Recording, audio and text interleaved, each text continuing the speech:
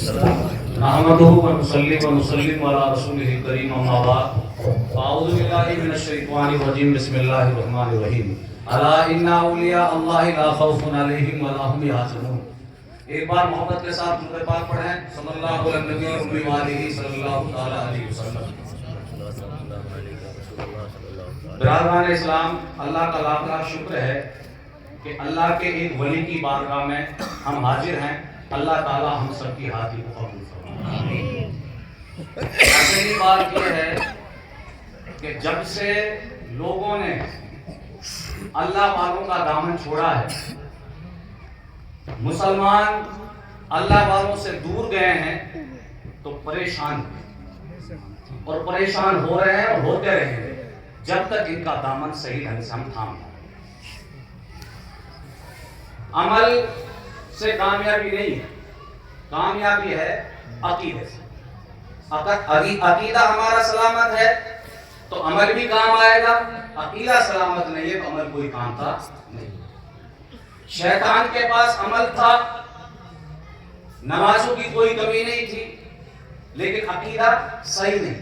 وہ اللہ کو مانتا تھا، نماز پڑھتا تھا، عبادت کرتا تھا، سب کرتا تھا، سجدے کرتا تھا، لیکن اللہ والوں کو نہیں مانتا. آج یہ بولی بڑی غلط بولی ہے کہ یار یہ ولیوں کو مانتے ہیں، نبیوں کو مانتے ہیں. نبیوں کو مانے بغیر مسلمان ہو سکتا ہے آدمی؟ اللہ کو بھی ماننا پڑے گا، اس کے نبیوں کو بھی ماننا پڑے گا، اس کی کتابوں کو بھی ماننا پڑے گا، قیامت کو بھی ماننا پڑے گا.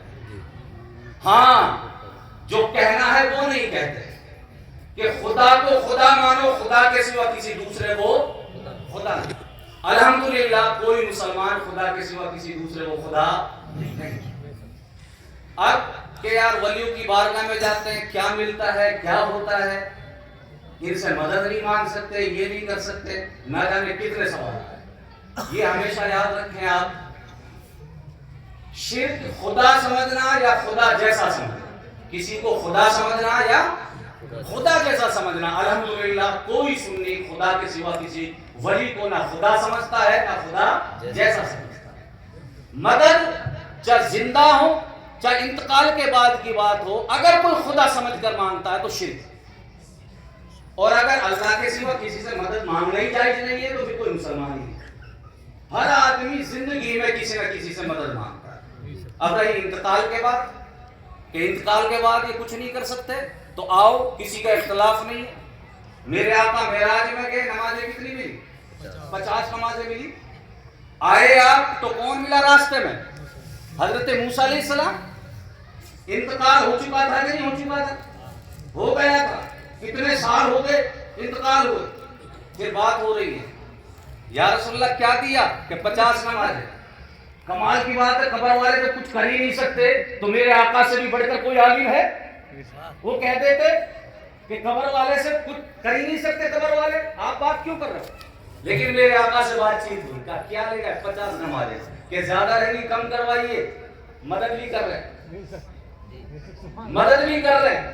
اگر مدد ان کی جائز نہ ہوتی تو میرے آقا ان کے کہنے سے گئے کہ نہیں گئے. وہ کہتے رہے، آپ جاتے رہے، کم کرنے والا رب ہے. لیکن مدد کس نے کی؟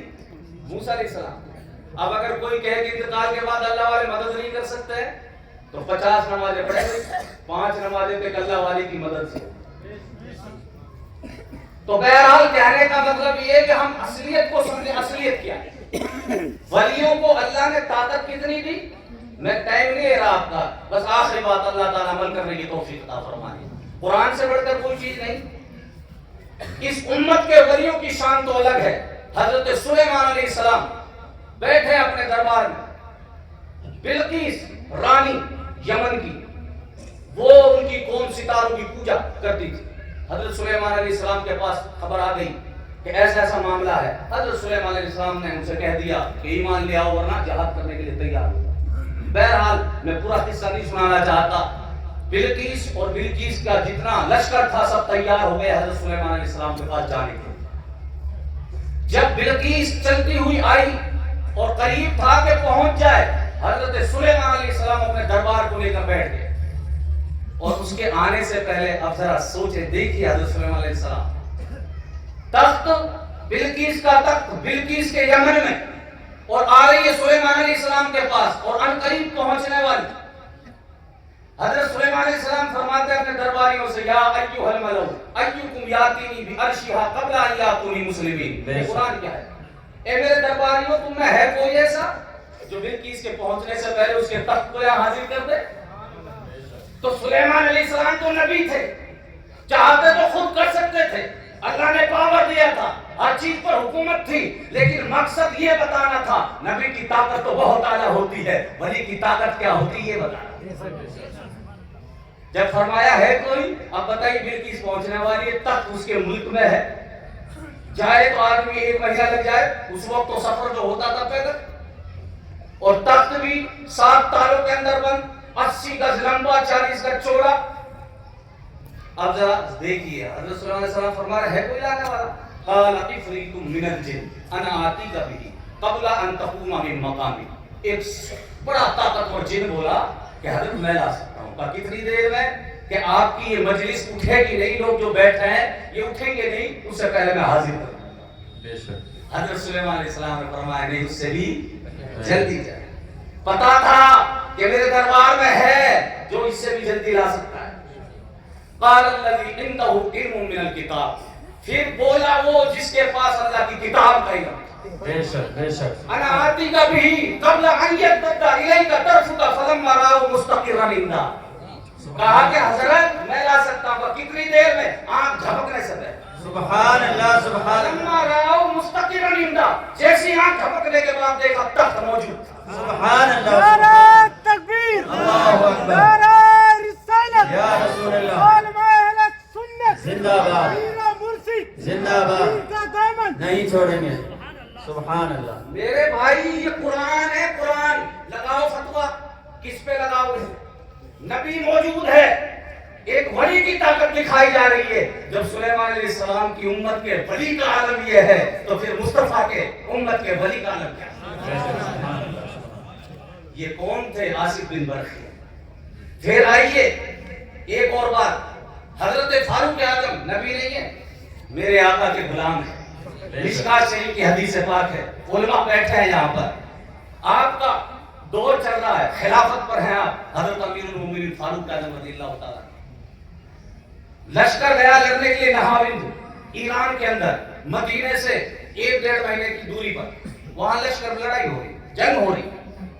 حضرت فاروق اعظم خطبہ دے رہے ہیں مدینے کے اندر۔ بھئی وہ لوگ تو عربی سمجھتے ہیں نا، ہم ہی تو نہیں سمجھتے، وہاں تو ان کی مادری زبان عربی ہے۔